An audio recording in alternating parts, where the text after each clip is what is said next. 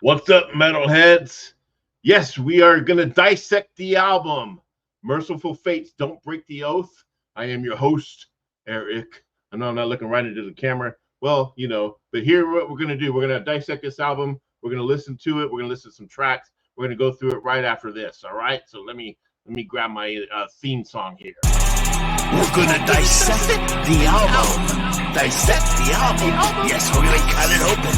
And we're gonna listen to every little morsel inside. Dissecting the album with Eric.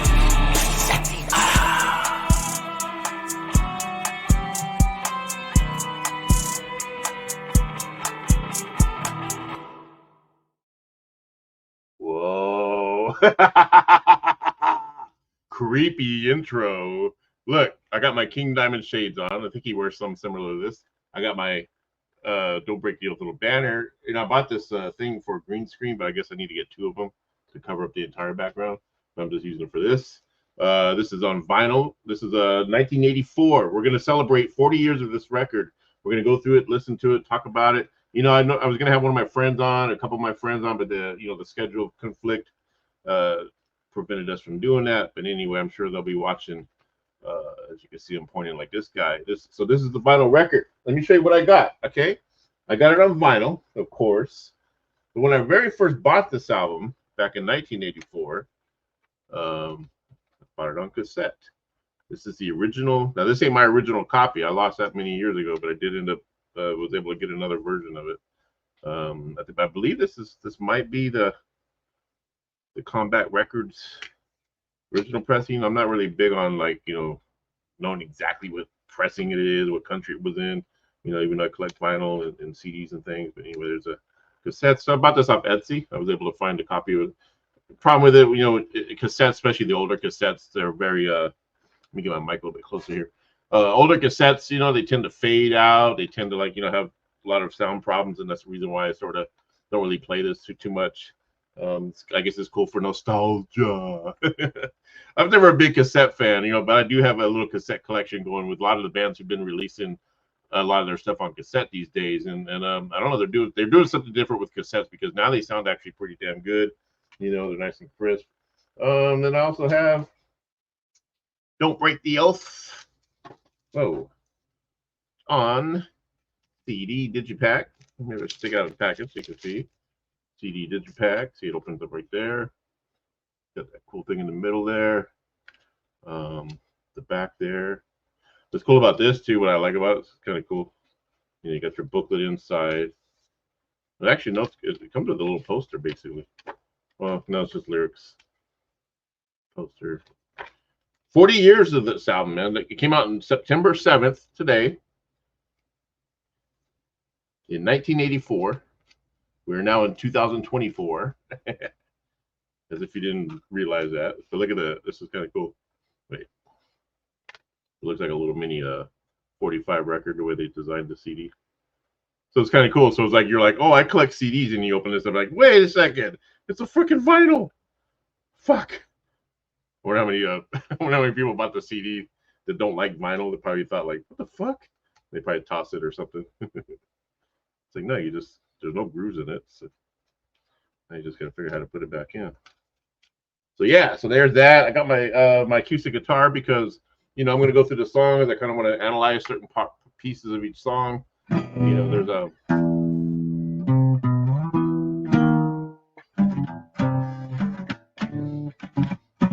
that's one of my favorite riffs.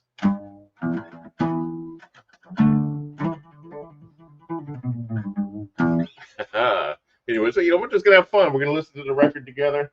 I won't play. Might play a whole song of some songs. Might get blocked on YouTube, so that's one of the things I did my last. This is a second episode of Dissecting the Album. I kind of started doing this. I started the first one with Power Slave by Iron Maiden. My friend Paul joined me on that one. Problem was, we sit there and watch videos, and then when I went to upload it to YouTube, I had to pretty much go and edit those out. And so it looked kind of funky because it was like, hey, we're gonna watch this video, and then all of a sudden, boom, there's nothing there. So yeah, so let's get into this. All right, Don't Break the Oath, and we're gonna start out with the first track. Actually, let me run down the tracks. All right, it's got 9 tracks on it, I believe. 1, 2, 3, 4, 5, 6, 7, 8, 9. So it starts off with A Dangerous Meeting, Nightmare, Desecration of Souls, Night of the Unborn. I wonder what that's about. The Oath. I love The Oath. That's such a great song. Gypsy. We're gonna get to Gypsy. I got some good stuff to say about that song. Welcome Princess of Hell. Now we're going to side. Okay, so this is a CD, so there's really no side A, side B. So side 1 is A Dangerous Meeting, Nightmare, Desecration of Souls, Night of the Unborn. Then we go to side 2, and it starts with The Oath, goes into Gypsy, Welcome Princess of Hell, To One Far Away, and then it ends with Come to the Sabbath. I believe the longest song on here is probably Night of the Unborn. I think that's like a 7-minute song. We'll get into that. Let's take a little bit of a, let's look at some notes on the album, okay? Mercyful Fates, Don't Break the Oath, released September 8th. It's my mom. No, actually, it was released September 7th, 1984. Tomorrow's my mom's birthday. That's why I for some reason I kept thinking it was released on the 8th because it's my mom's birthday tomorrow. Rest in peace, Mom. Her ashes are still in my closet. Ooh, that's very King Diamond. Mercyful Fate was formed in early 1981 in Copenhagen, Denmark, by vocalist King Diamond and guitarist Hank Sherman. They were later joined by guitarist Michael Denner and bassist Timmy Henson, and soon thereafter drummer Kim Ruzz, that's R-U-Z-Z, would join to complete the band's lineup. The band recorded 2 demos in 1981 and later signed with a record label called Rave On Records in Holland for the recording of their successful self-titled EP released in November 1982. The Mercyful Fate EP was soon in heavy rotation and around core metal radio stations, launching a new breed of heavy metal with their unique sound. I mean, these guys had a unique sound for that time. When I think about Mercyful Fate, their sound, especially those first 2 albums, very classic rock metal sounding, kind of like something progressive. I would say somewhere in the lines of maybe like a Rush, but not as complex as Rush, or like maybe a Uriah Heep, like those kind of bands. But then with like with the scary lyrics and the way his vocals are, very like, so a lot of people consider them black metal, but or death metal and this and that, but I don't hear that at all in their music. So anyway, in 1983, the band joined Roadrunner Records. How many of you remember Roadrunner Records? And their debut full-length album, Melissa, was recorded and released in that same year. Then the following year, this is back in the day when bands were able to produce and record and release records, at least sometimes twice a year. But at least every year they had a new album come out, and the albums were really good. Like, like they put a lot of work into them. Now it's like you got to wait for 5 years for the next Iron Maiden record. They come out with one record and you got to wait 5 years for the next one. It's like, all right. So anyway, they came back in 1984 and they recorded this beautiful masterpiece we're talking about today called Don't Break the Oath. And that was my very first introduction to Mercyful Fate. I'll tell you a little story here in a second how I came across it, Mercyful Fate. So the personnel is King Diamond, vocals, keyboards, and harpsichord. So he plays harpsichord, keyboards, vocal. How many of you know what a harpsichord is? I kind of do a little bit. I remember reading about it when, W.A.S.P would play it. And I don't think I've ever actually seen one in person, but I kind of know what it sounds like. They used to have some Bach music on record. Hank Sherman on guitars, Michael Denner on guitars, Timmy Henson on bass, Kim Ruzz on drums. And then I guess they had a guest guitarist, Benny Peterson. I couldn't really find nothing on that guy.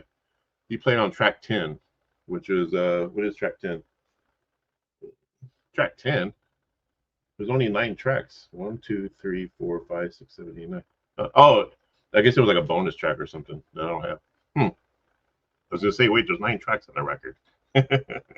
So anyway, so that's that rundown. So how I came across Mercyful Fate. So I met my best friend, he's my brother to this day, Tony Ekman, and Jimmy Tucker. He's also my brother to this day. We sort of formed a band together in high school. Well, actually, Tony asked me to join his band, but there wasn't really a band yet. They were called Black Mass. None of us knew how to play our instruments. We were just picking up everything from scratch. It was just the idea of like, let's be in a band, And so I'll put my shades on. So we would always go. So our Jimmy was a grade or 2 younger than us. Tony and I were in, I think I was in 10th grade. Tony might have been in 9th, or maybe been 11th and 10th. So we would go pick up Jimmy at junior high. He was like in the 8th grade. We'd always go pick him up after school. Oh, and then our guitar player, Marcel, he was with us too. And he was in high school with us. So we'd all three go meet Jimmy to pick him up after school so we can go rehearse in our new band that we just formed. But every day we'd go there, Marcel would always meet us there. And Marcel always had this big old boom box, man. And he'd have this cassette, right? And he'd just be like doing like this shit. And I just remember hearing these fucking sounds coming out of it like that. I'd never heard it before. You know, I'm listening to like Twisted Sister, W.A.S.P, Motley Crue. That was pretty much the heaviest stuff I was really listening to, Ozzy Osbourne, things like that. But maybe Slayer, no, because that didn't come out yet. Slayer didn't come out yet. Well, Slayer was out, but I didn't discover Slayer till Hell Awaits, which I think came out a year after this. But anyways, I'm just hearing the sounds. I'm like, what the fuck? Who is that? And she shows me the album cover, and I was totally drawn to it. So I went and bought it. And then and the funniest thing, man, so I buy it and I'm in my room by myself and I'm just listening to this album. And then like there were certain songs, I think it might have been Nightmare, and then I think Come to the Sabbath, or might have been Desecration of Souls. One of those songs that just kind of creeped the fuck out of me. I mean, I remember sitting in my room and I just kept hearing weird sounds, and I never heard anybody sing like King Diamond before. It was very unique. I know a lot of people don't like his voice, or a lot of people are turned off by it. I always say he's kind of like an acquired taste. It's either you like it or you don't understand what he's doing. He's basically projecting theater using different voices. He's in a way, he's kind of like playing different characters. If you listen to his lyrics, if you listen to the stories that he's telling in his music, whether it's with his King Diamond solo, like with Abigail or them, or with some of the stuff in Mercyful Fate, he's telling these stories. And I guess the best way for him to project these stories for the listener to really get a visual of what's really going on with these characters that he's created is he uses these different voices. And I think it's brilliant. He's on key. It's a lot of his falsetto in this and that, but I mean, the way he's doing it is, I mean, this guy's like 67 years old now, and I think he's had a couple heart conditions, and he's still out there belting this shit out, not using backing tracks or nothing. So it's pretty fucking badass. So yeah, so let's do that. Let's get into the first song. We're going to listen to it, sort of like, just sink our teeth into it, because it's dissecting the album. I wish I had like a laboratory. I need to give me like a laboratory background here with some like those speakers and all the other shit. Electricity going. Like we're like scientists dissecting the record. Yeah. Let me show you a little picture. Boom. Mercyful Fate. All right, here we go. The first song is called A Dangerous Meeting. We're going to check this out.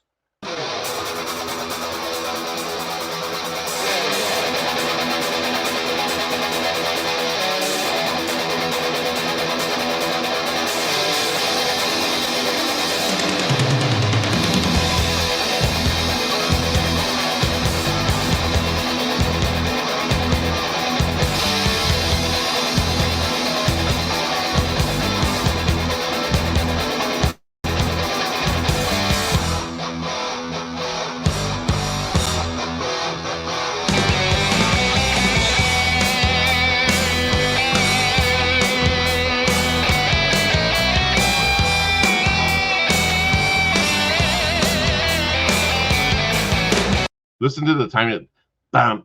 Let me see. It took me a while to figure out how to. Let's see.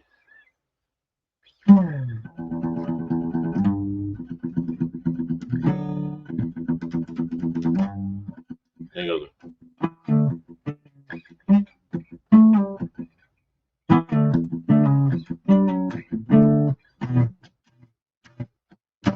It's like, okay, so is that 4/4 time or is it 2/4?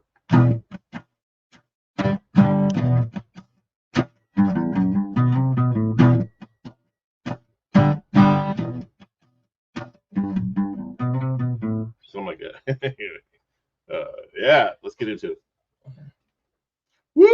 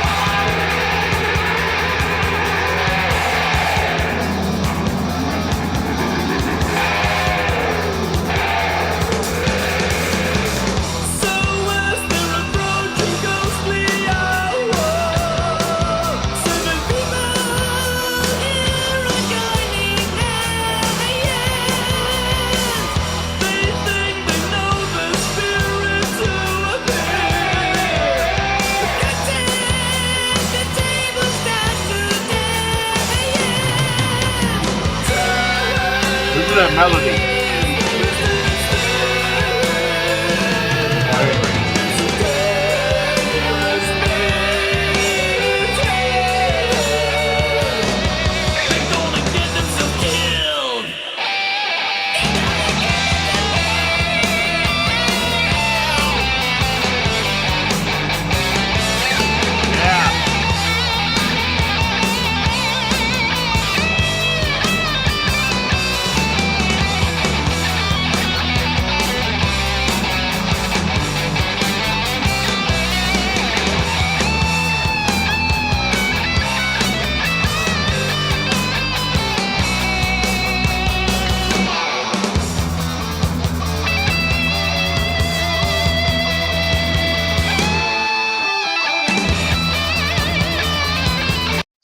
A lot of neat time changes in this song. I mean, it's just, and all the songs in this album is like that. It's like, I mean, I really love the guitar tone on this. You know, it's very clever. A lot of the riffs are very clever.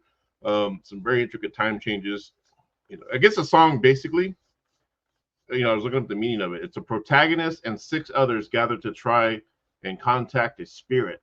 The things become dangerous as they become entranced. They believe they know which spirit will appear, but the table they are using starts to move, and unexpectedly, in the end, 7 people are dead, and their souls are headed to hell. So yeah, so it's kind of, so the lyrics are kind of, and I got this off the internet. Like I was looking up for song meanings for these, for a lot of these songs. You know, because like I said, King Diamond, he tells these pretty fucking badass stories. I still to this day, I think I don't know why. It's Hollywood's biggest miss, or whatever. Netflix, whoever can. I mean, to pass up King Diamond and not know who this guy is, and I don't know, maybe he's been approached and nobody said anything about it, but someone needs to turn all of his songs, at least the King Diamond stuff or some of these Mercyful Fate songs, and turn them into like mini movies or mini episodes. Because I think, swear to God, I mean, especially during Halloween time, imagine doing like the Tales from the Crypt, you know, like you had the Crypt Keeper. Imagine doing that, but like have King Diamond hosting it, you know, with the candles and like darkness. And then we go into like the series or the movie. Like Abigail would be perfect. I mean, Abigail, the TV series. I mean, come on, think about it. Hollywood, if you're listening, Mark Fusco's, my friend, Melina Moy's husband, my best friend, Melina Moy. Mark, you're a director. I know you don't do horror probably, but if you're watching this, get a hold of King Diamond. You got to make a freaking TV series for Netflix of King Diamond. All right. And just give me credit for like thinking of it. I don't need to get paid for it. All right, so that song was A Dangerous Meeting. That's the first track on this album. We're going through these songs and we're just kind of checking them out. Again, if you hear blank, then I guess that means that YouTube had to block it. All right. Moving along, we got the next song called Nightmare. That was the name of our band after Black Mess. We went to name ourselves Crystal Axe, and then we went to name ourselves Nightmare, but with a Y, N-Y-T-E, because that's how bands were in the 80s. You had to be clever. You had to spell it different, all right? It's like I'm Eric instead of Eric, all right? All right, so this song's called Nightmare. This is the second track on Don't Break the Oath. Let me see if I get my hand just like that guy.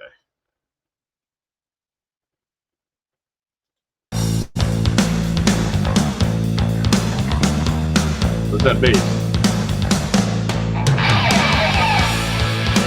A. Kind of like a little C sharp D type of.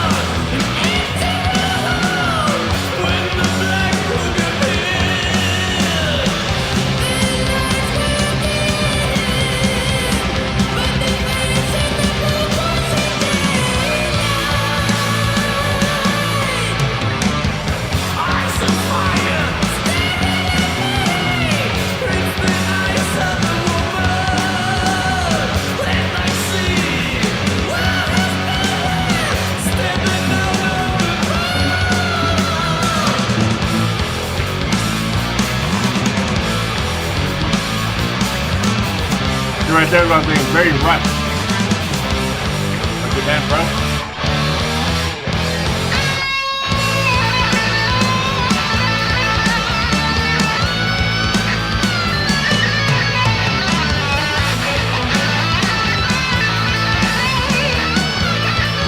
Very tasteful guitar solo.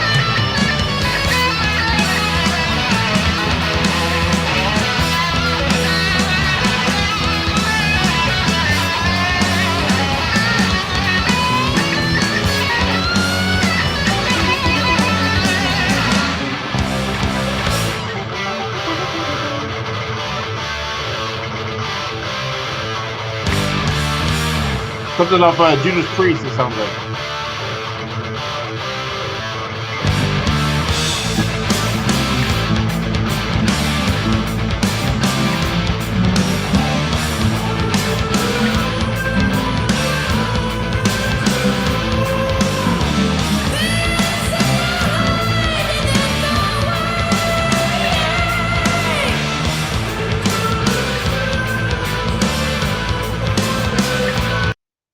I knew it was an A. Like, oh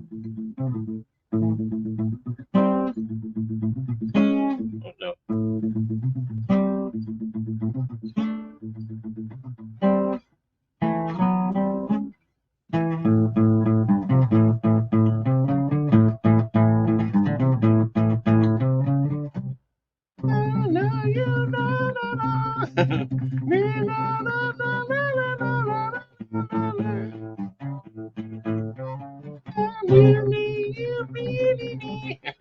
I'll stop torching y'all. But anyway, Nightmare, fucking badass song. What are my thoughts on it? It's kick-ass. It's kick-ass, man. We're analyzing it. It opens with a bluesy A to G riff to C. I've wrote some little notes here on it. Yeah, that's what it does. It actually goes from A to G, like dan dan dan dan dan, kind of like a little bluesy, and then that C sharp D, which is a chromatic kind of run. Then it changes. That's the thing about them. A lot of these songs on here, they shift, they modulate. In other words, like they're playing the run with, and then they'll modulate it to a whole different key. Like it might be an A, and then he'll modulate it to F sharp, or man, it just gets crazy. And then yeah, very Rush like in the middle. So apparently this song is kind of like I read a comment from somebody. It says possibly based off of H.P. Lovecraft story called Dreams in the Witch House. And the woman that he's thinking about is the witch Kazia Mason. All right. So there you have it. Nightmare. What would you give that song? What's your favorite song in this album so far? Have you heard this album? Where were you when you bought the record? Where were you when it came out? Were you around in 1984? Or am I just this old dude showing his age? All right. Let's move on. Oh, Desecration of Souls. This song right here was the one that caught my ear the most back when I heard it for the first time. It freaked me out. Just that guitar, I mean, that guitar riff. It's just, I still say it's one of the greatest guitar riffs ever written. Next to a lot of the stuff Tony Iommi wrote. But this is right up there with Tony Iommi riffs. All right.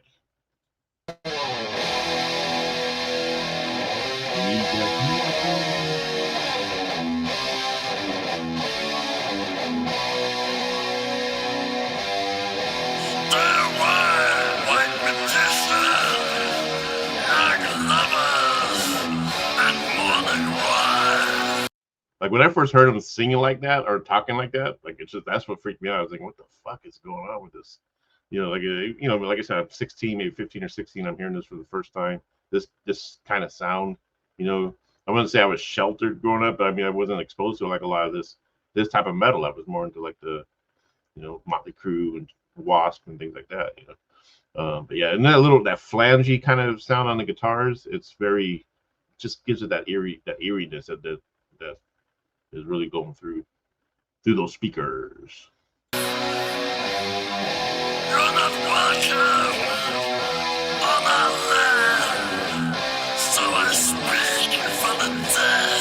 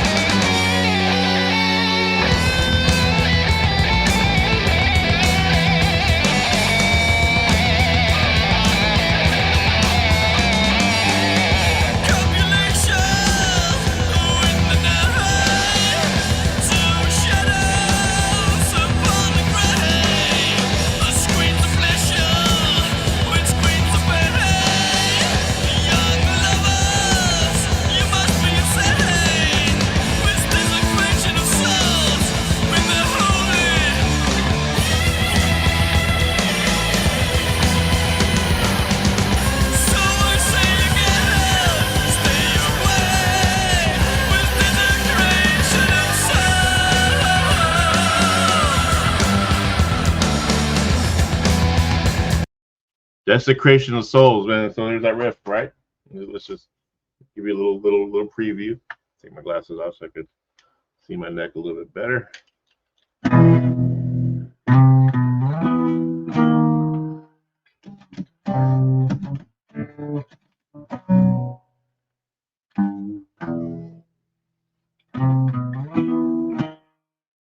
You even do like this. Put those fourths in there.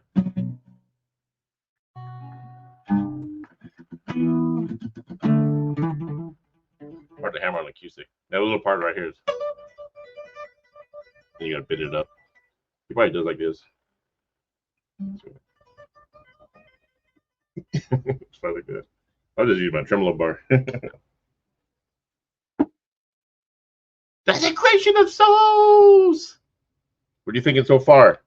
This song is a very, very, very, very good. Don't know what to say other than. What did I do? Did I get some notes on this one? Yeah, it's one of the first songs I ever learned on the album. Actually, to tell you the truth, that riff, that's one of the first riffs I learned from this album.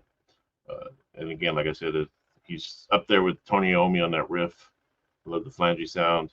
That little hammer on that is very Randy Rhoads, like very driving rhythm. I mean, King's vocals are very diverse on this one. His falsetto is perfect. The guitar solo is melodic. Well, let's hear that guitar solo. Let's do that. Okay. Hold on, bear with me, people.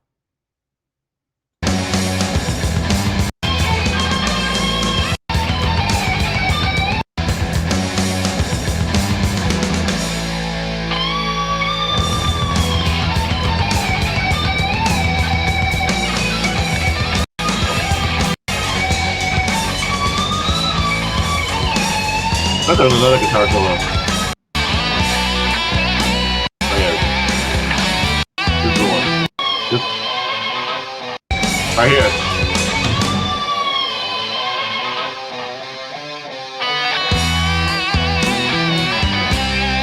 Yeah.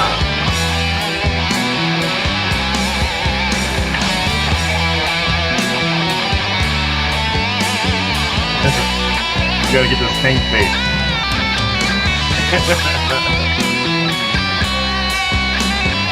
That's a new thing. Like when people listen to like rap or hip hop, they're like the stank face. You gotta put the yeah. That's metalheads. That's a metalhead stank face.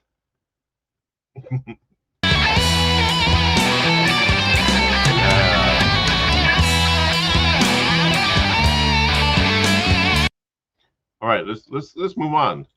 Night of the Unborn, which is the last song on side A. We're on side A still. I think this song I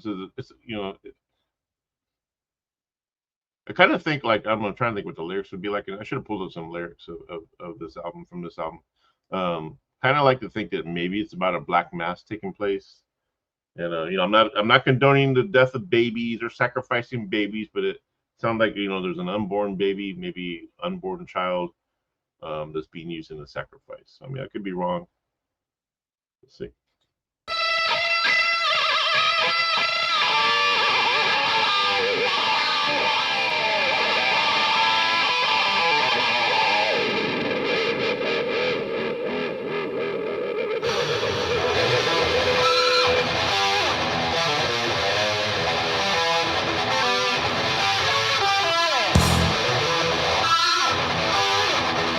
Look at the timing of that.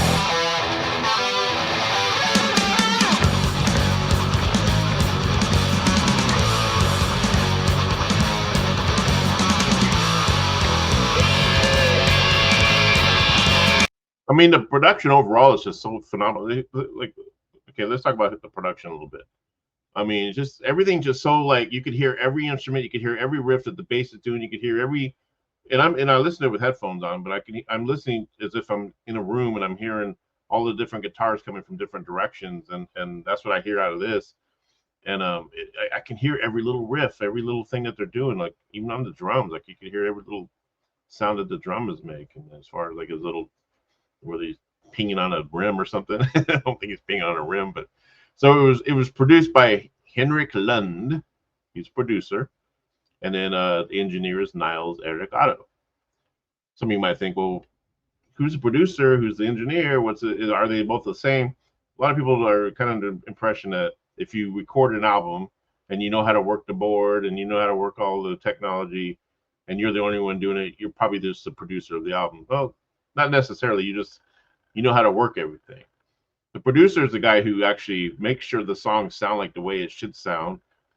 You know, gives the engineer the directions and because a good producer can hear everything in his head and can know when the performers are like not up to par. Like in other words, if I'm producing a guitar player or a singer, because I often have to produce myself, because haven't gone to the studio in a while.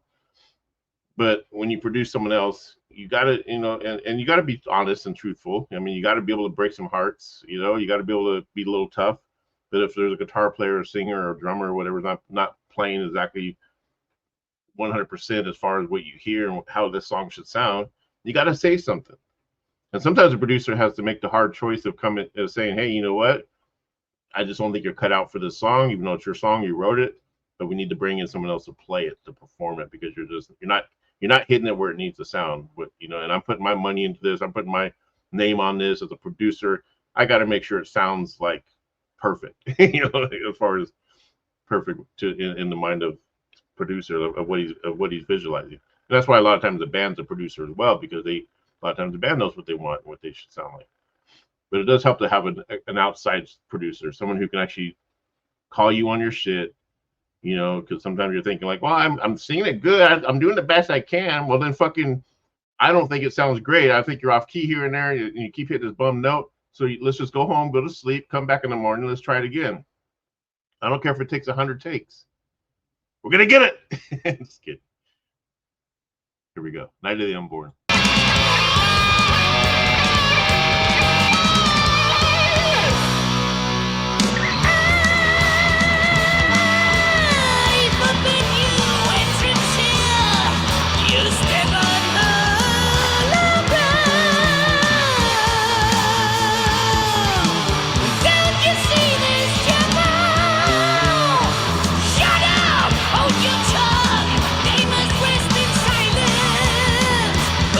I feel the vocals are a little bit too loud for that part. I feel like they could have been mixed a little bit better. But that's just my ear as a producer. Don't you dare tell the king what you just said.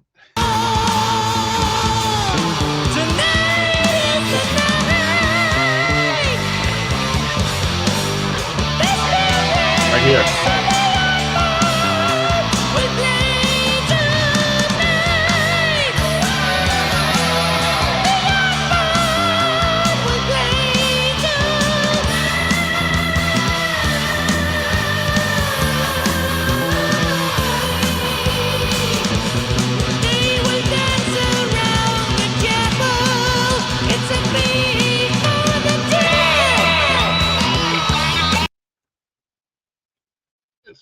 Trying to think of like his vocal tracks and how crazy it must be to record King Diamond's vocals, and how many takes he's doing, because again, he's while he's got one voice going on, he's got another one in the background coming in going, it's just all these different tones, and each one's telling parts of the story, and it's just so amazing.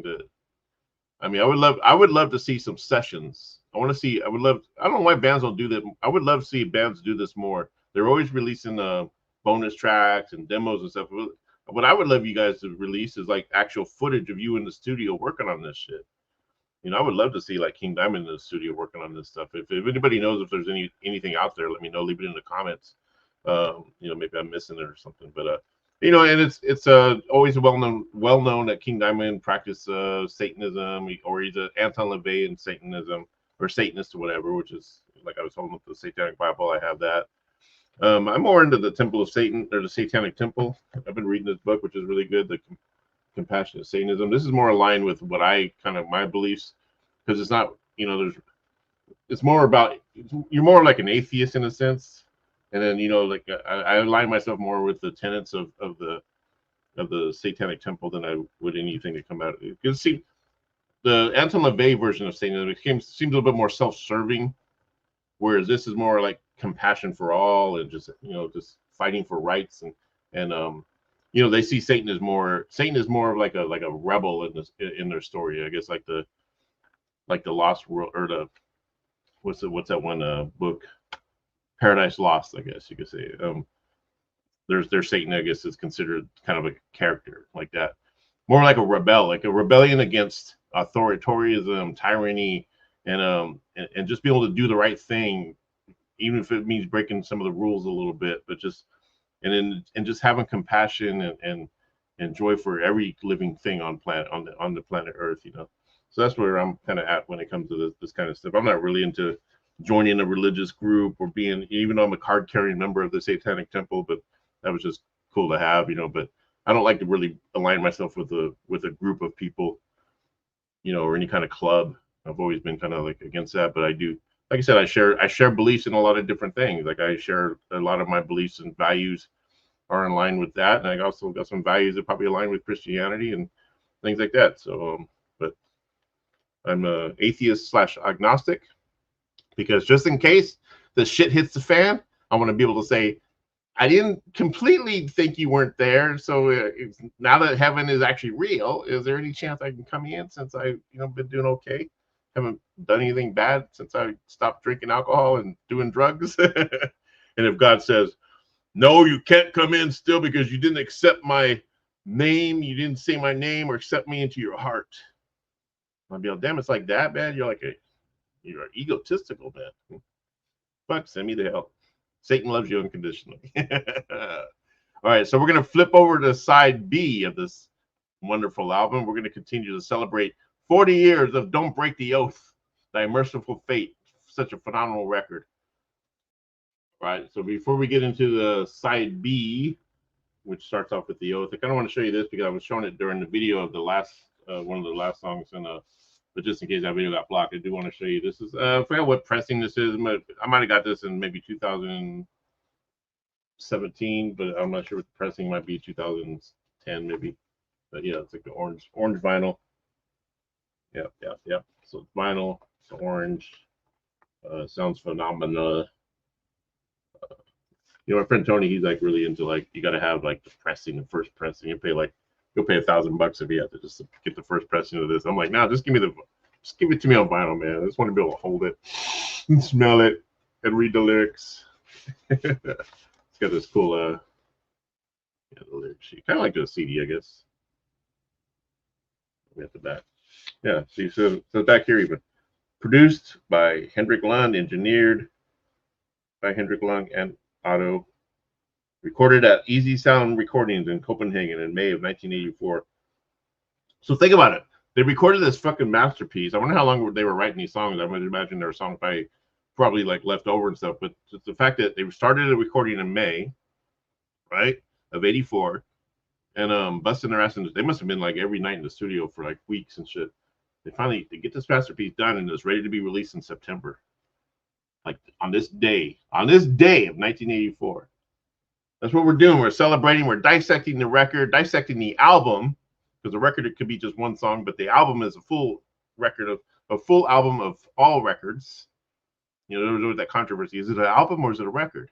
Well, back in the day we used to call them records, but I think record could be anything. It could be, if you want to call it a record, call it a record, but technically a record is one song. It's a recording of one song. An album is a collection of all of those records into one. All right, so let's get into The Oath. I think this is where King Diamond might be playing at harpist chord. All right, I could be wrong, but I know some kind of, again, King Diamond plays keyboards and harpist chord. He's not just a singer.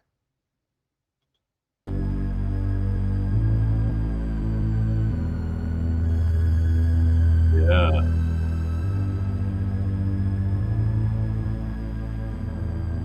I like those horns.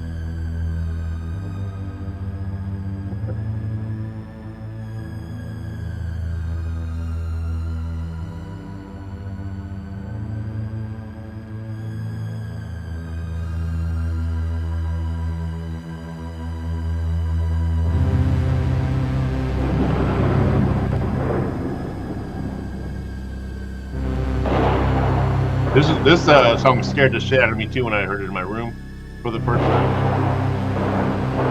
Like, mommy, mommy.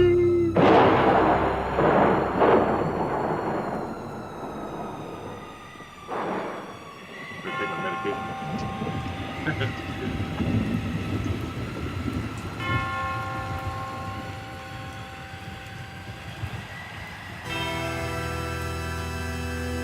Yeah, there's some Anton LaVey fucking pipe organs here.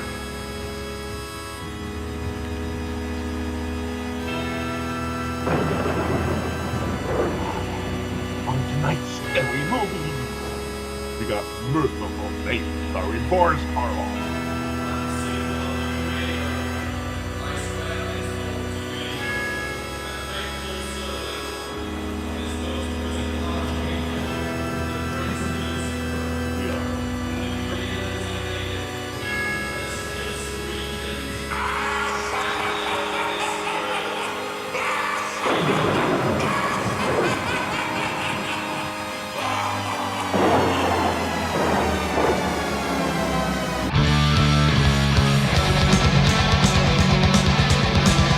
That driving women.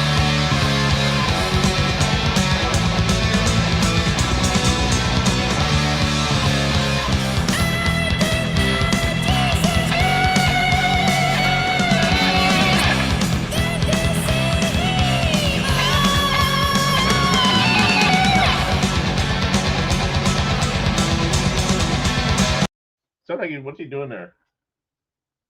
Like.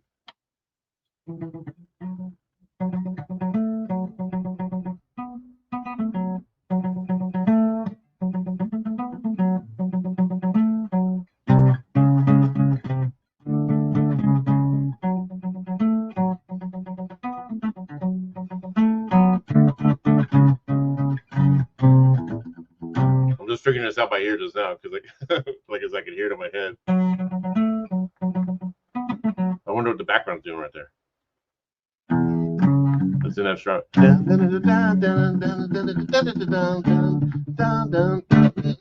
Maybe like that, no. But then it goes into the verse. So it's that sharp.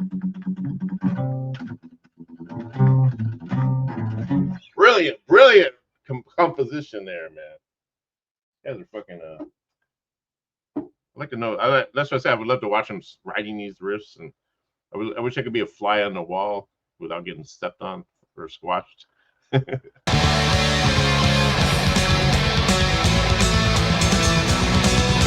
Oh, dun F sharp A dun B. That sounds like it could be done.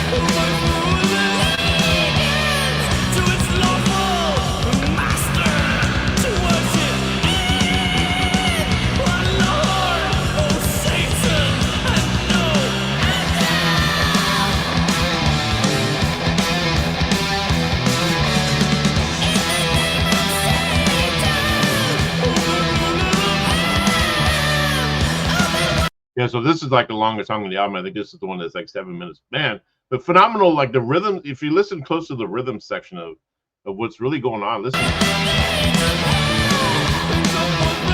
Listen to the bass. There's a little bass line.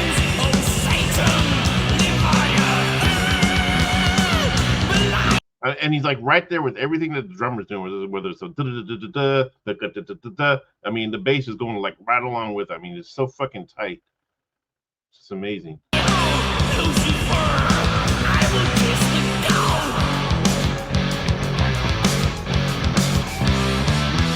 Who is that bass player? His name is Timmy Henson. Let's take a look at him. Yeah, right there. Look at him with the Iron Maiden shirt on. He's there with looks like he's with let's go through the members real quick. Here's the full band around that time. Look at that. Look like little kids, man. And we got, yeah.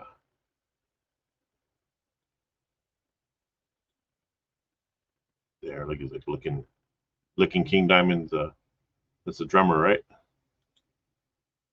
So that looks like that's Hank Sherman. And then Michael Denner on guitar. I'll see Timmy Henson on bass, and then the drummer. He looks like every one of my friends back in the day. Every one of my burnout stoner friends in high school at the smoking section of Atwater High. It could have been any one of those guys playing drums for King Diamond at the time, or Mercyful Fate. Yeah, so cool. Okay, let's move on. Okay, this song, the second song on side B. That is Gypsy. I love this song, man. This is like, I love the way it fades in. Okay, it's gonna fade in B flat, and then it's gonna go in straight into F sharp minor. Watch how brilliant they do this, and then the time changes and with the little changes of key changes that goes on while he's doing it.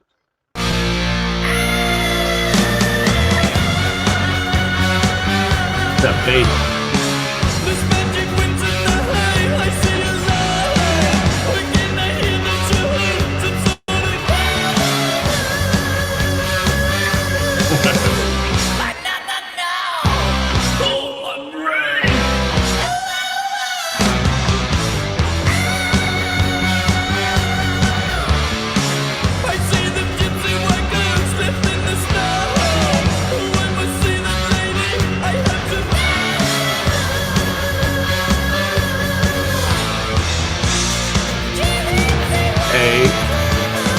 D flat, then it modulates. See what I mean? Like it's like they modulate. Okay, so like watch, it goes.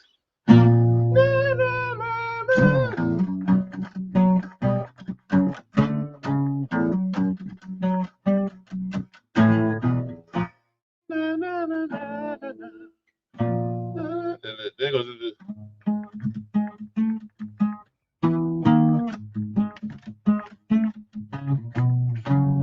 So it modulates to G sharp. So and then I think somewhere during the solo, it modulates to C sharp, with playing that same riff. So cool.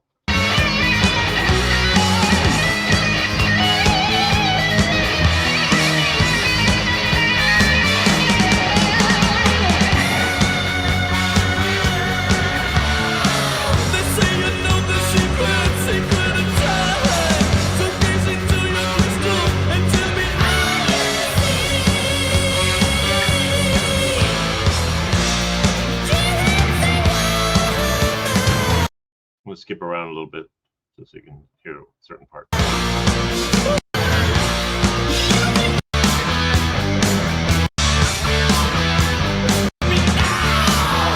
this riff.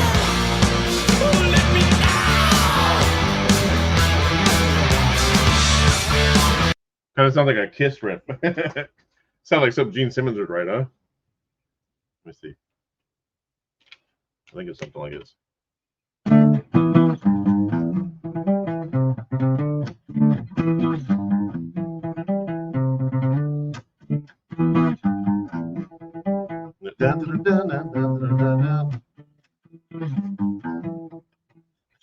I'm not used to playing the key stick.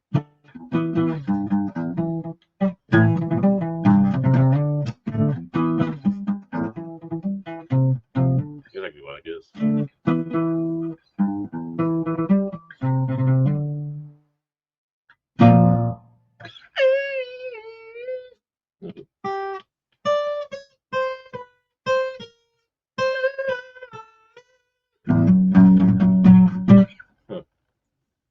yeah, that's Gypsy. Phenomenal. Again, it does a bunch of modulations. Brilliant song. What's it about? Let's see. Is there any, I think I remember looking up what it might be about. The lyrics describe a protagonist who sees a light and hears music, which leads him to a group of gypsy wagons. He wants to meet a gypsy woman who people say knows the secret of time. It sounds like it could be something to do with Doctor Strange. She tells him that he is the devil's child, just like she is. The protagonist realizes that the gypsy woman is part of him, and he carries her with him. Yeah. So it's like a love song between a gypsy and a dude that has it's like the devil's child. The gypsy and the devil. Yeah, I just love the rhythm of it. So I just love the way it just bum, bum, bum, punches you in the fucking gut. All right, so let's go into the next track. We're moving along here. Welcome, Princess of Hell. This sounds like a Disney movie. It sounds like it could be a very cool Disney movie. All right, here we go.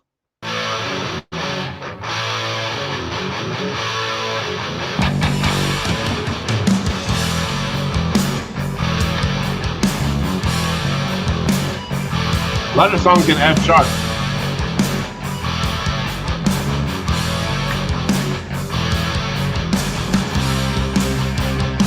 There goes the Steve, which is weird.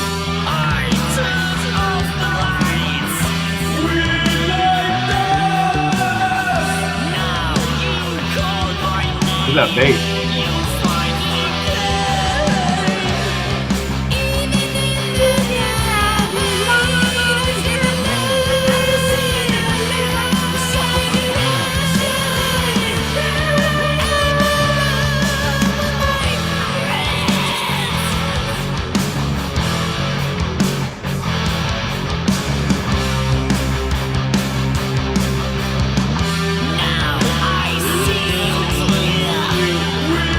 Love that.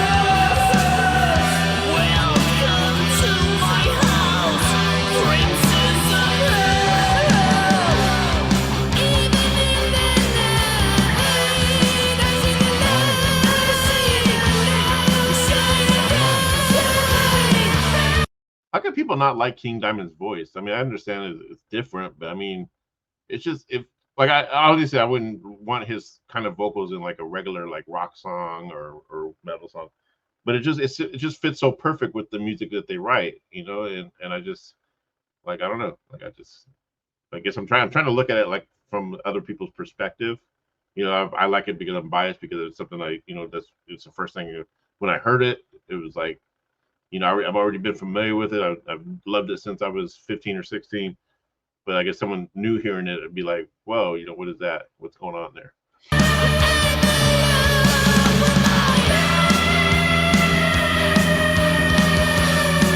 Love that.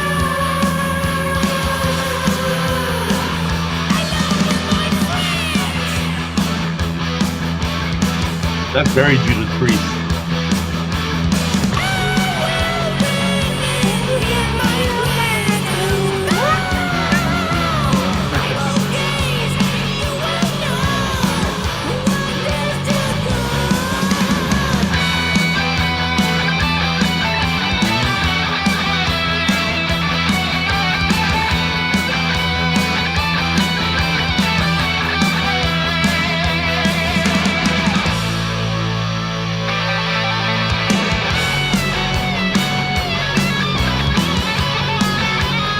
It almost sounds like a Scorpion solo, the one in Trance maybe, or what song is that?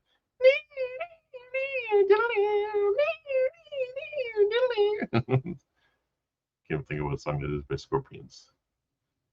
Yeah, we're moving along. Okay, so this song coming up. It's called To One Far Away. Am I saying it right?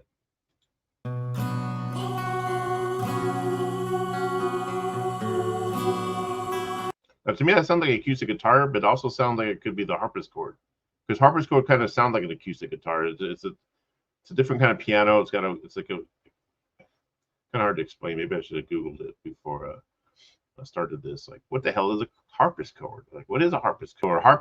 Harpsichord. I guess I did look it up. So so it's like a keyboard. It's a musical instrument played by means of a keyboard. This activates a row of levers that turn a trigger mechanism that plucks one or more strings with a small plectrum made of quill or plastic. The strings are under tension on a soundboard, which is mounted in a wooden case. I mean, it looks like a regular piano to me, like just a picture. I should have pulled up the picture, but yeah, I mean, to me, I don't know. It's a fucking keyboard. I just know about guitar. That's it.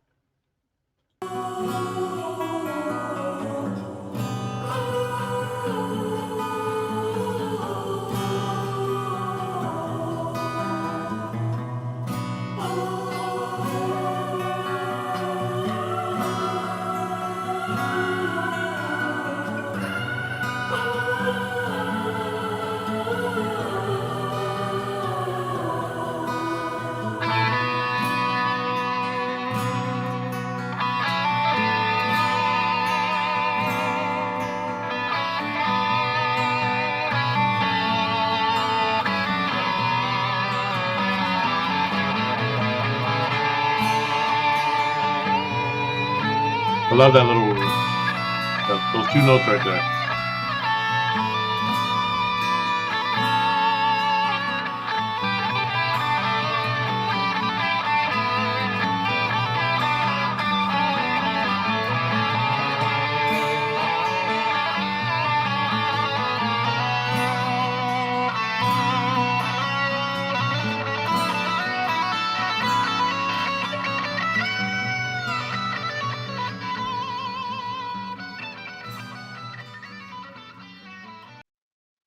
Nice. I'm gonna have to figure that song out on guitar. Wonder how it goes on. We'll save that for another time, and then I'll teach you guys how to play the One Far Away.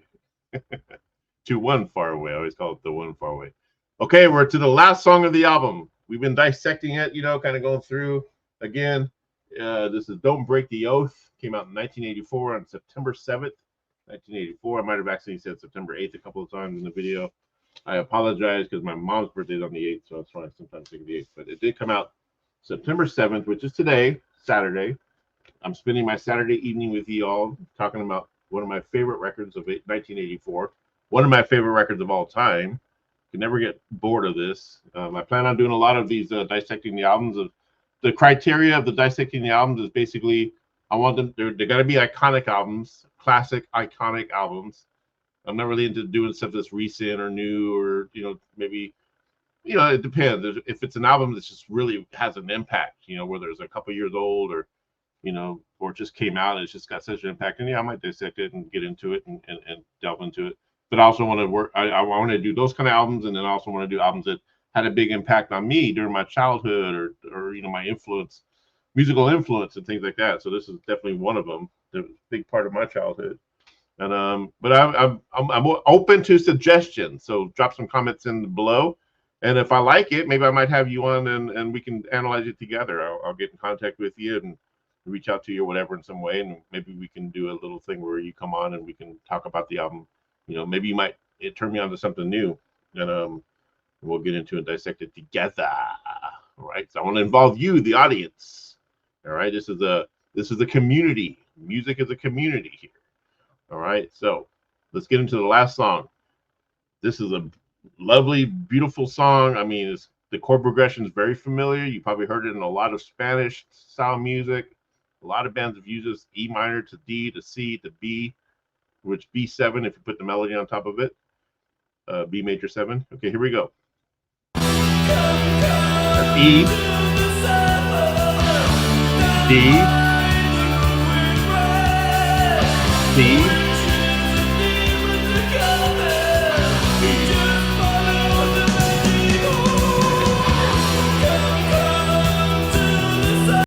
So I'll show you what I mean by that.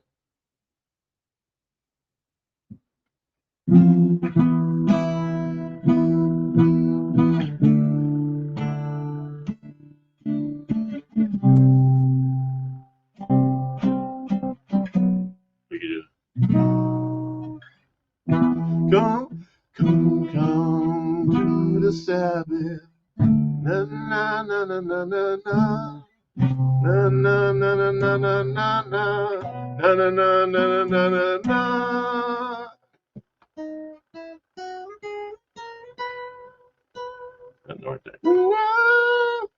Come, come to the Sabbath. No, no, you better do that, babe. I'm ruining the song. I can't sing like King. Here we go.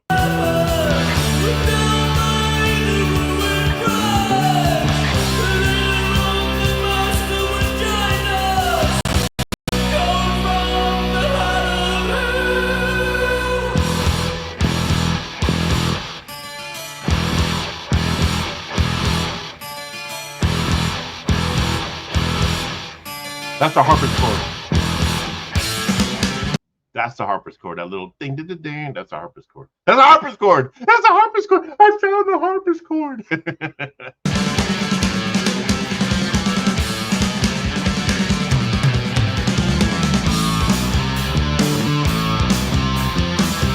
Very funky.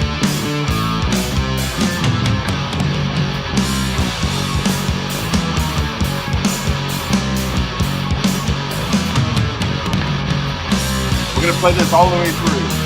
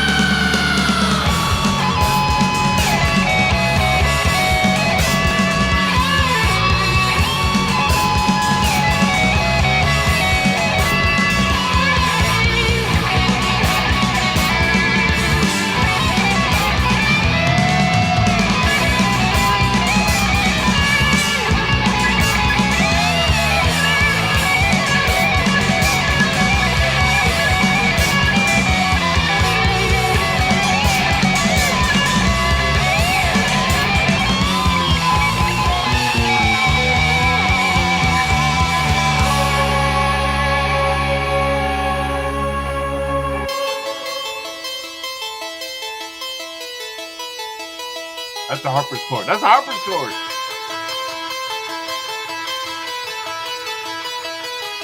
King Diamond's playing.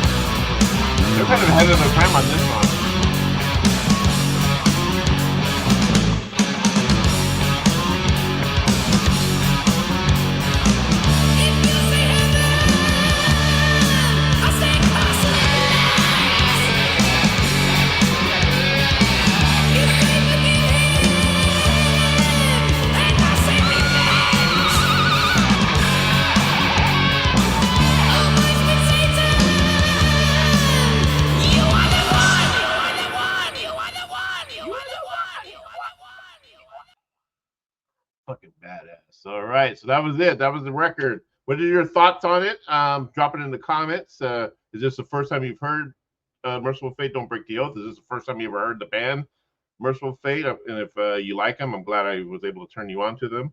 If you want to give me credit for that, of course. Let's take a look at the album cover, the artwork. I mean, look at the artwork. Okay, so the artist who did this is named, I did write it down somewhere. It's not AI, kids. Thomas Holm is the artist. Look up his stuff. Maybe he's done some other album covers, but this is definitely one of the most iconic album covers of music, of metal. I mean, look at the colors. I mean, the position of the devil's hand or whatever he is, whether he's a demon or devil or whatever. He's just telling you, don't break the oath, because you know what'll happen if you break your oath. You know, it's kind of like, I guess maybe it's talking about, like, you know, like you swore an oath to the office, highest office of the land, and if you break it, look where you're gonna go. Hear that, Donald Trump? And you too, Kamala. If you fuck up, this is where you're going. If you break the oath of office, look at that. But I mean, I just love the colors. I mean, look, I got it on the shirt here. Yeah, a big old belly. Anyway, and then I got the pentagram, which is nothing to do with that. But yeah, so I'm glad you joined me on this. We made it through. We're about a little over an hour. You know, again, I'm going to do some more of these episodes. I'm thinking about doing Kiss Animalized next. I kind of like to hit albums on their anniversaries too. So I'm trying to pay attention to what albums are out. You know, I already missed a lot of them during this year already.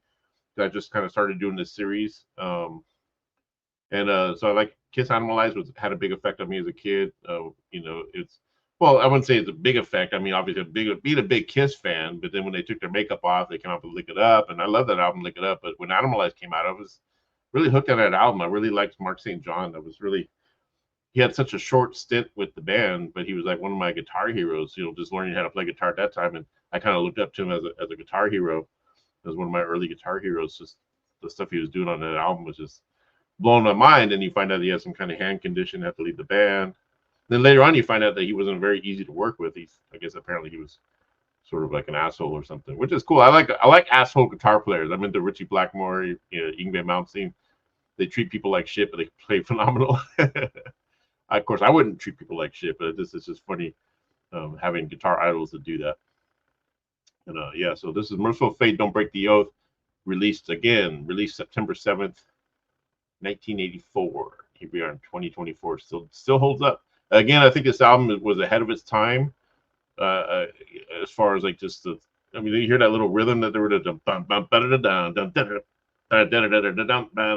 I mean, it's almost something like Living Colour was doing, you know, when they came out in what, 89 or 87 or 89. And then later on, you had bands that are kind of doing the funk and stuff like that, like during the 90s and stuff like that. So it's almost like Mercyful Fate kind of, you know, was ahead of their time on that. I wouldn't say they, like, those bands copied them. They probably weren't even into Mercyful Fate. But they definitely were doing stuff that just wasn't like normal for that time with a lot of metal bands. You know, again, they're very, I guess you could say they're progressive in a sense. Would you consider them a progressive metal band, progressive rock band? Some of their, like I said, they have some sounds that sound like Rush, kind of, you know, some of those time changes and the different time signatures that they're using. They're playing with a lot of different time signatures. They're going into 4/4, sometimes they're going to 3/4, 2/4, maybe a 6/9. I'm bullshit. I don't know much about time signatures, but I do know like a 2/4, 4/4, and stuff like that. I just play everything by feel. I feel it, and if it feels good, I go with it. You know, so I guess I'm in the free time, but it is good to know some of that stuff. So thank you for joining me on this. Be kind. If it doesn't hurt, be kind to all creatures, big or small. You know, human beings, animals. You know, I saved a little spider today. It was in my sink at the office. It was about that big, a wolf spider, and you know, anybody else would have flushed him down the sink. I grabbed him up, put him in a little container, and put him outside. And he ran off. He tried to get back into the office, but he stopped and went on his merry way. But and then I saw a pretty neat video. I just want to take a few minutes just to say I saw a cool video where this couple was driving in the woods or whatever, and this deer stopped them in the middle of the road. And I guess the deer was trying to get them to follow the deer. And so they got out of the car and they followed the deer through these woods and everything, and then ended up finding this deer's baby, like a baby deer. and the baby deer had his leg stuck in the fence, and it was trying to get out, and it couldn't get out. So the guy, he got the deer loose, and then the little baby ran off. And then I guess a few days later, the couple went down that road, and that baby deer and the mom deer was waiting on the road, waiting for them. And so they got out, and the little baby deer came up to the guy and put his head down and let him pet him and everything. It was just phenomenal. It was real too. It wasn't AI. It was just a real video. This makes me question reincarnation. Like maybe when we die, maybe some people who do die and they come back as animals or something, maybe they come back and they have a bit of their soul, like their human soul is still intact. Everything else is changed, whatever, but then they still have their, whoever they were as a human, maybe it's still left with them in this new body or this new host, if you will. So yeah, I thought that was pretty interesting. Anyway, my message is to be kind to everyone, be kind to yourself, because if you're not good to yourself, you're no good to anyone else. And again, thank you for joining me on this Dissecting the Album. This is a fun series I've started, and we're going to dissect records and just get into the music and just love music, right? So because music is the end of wars and the beginning of peace. So horns up, peace out. Yeah.